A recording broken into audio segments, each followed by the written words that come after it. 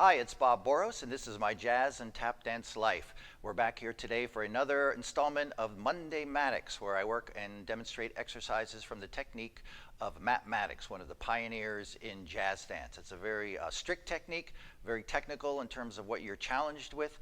It's also a lot in terms of coordination that we work on too. So today we're going to work on a head isolation that has coordinated arm movements, and part of it also is the jazz fourth exercise that I did in a prior video. So if you've watched that one, you should know the jazz fourth position and be able to move in and out of the jazz fourth position pretty well. So this is going to be the first level. There's about 5 different progressions, and Matt would always mix it up and add different things and put other exercises right after it to run them longer. So always to challenge your brain just a little bit in terms of what you were taking in the class and to not be complacent. So this is going to be a head isolation with jazz fourth exercise.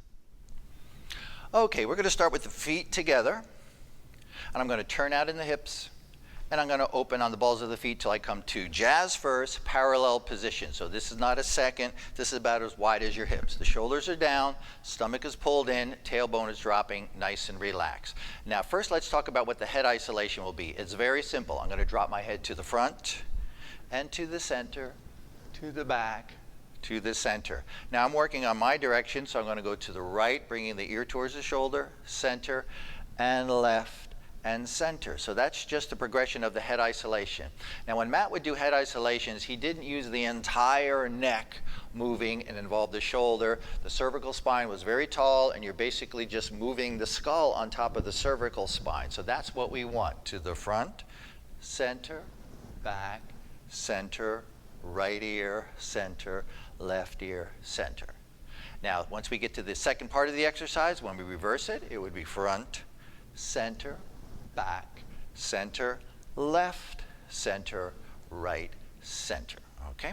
Now we have to pair that with the coordinated arm movement. So always we fold the arms first, relax wrists, nothing strong in the fingers. So I'm here, front. Then I turn the palms, reach straight up, center, press down, using the lats, press down, always shoulders lower than the, wrists lower than the shoulders. So we're not stopping here, we're here, and we're in front of the body slightly. We are not out to the side. Be careful you don't arch the body, and then drop down. And then from here, I come to neutral, shoulders down, again, relax wrist, open 1 count, hold, and then pull in and drop. So that progression is front, center, back, center, right, center, left, and down. Okay, pairing that with the head, we have front, center, back, center, right, center, left, and down. Okay? It's a little tricky because as your arms go up, you want to lift your head up, but you don't. You lift the head up actually when the arms come down. So we have front, center, my head is centered, now back, and center, and right, and center, and left, and down. From there, I would go into that jazz fourth exercise. I step 1, neutral arms 2, I pivot and plie.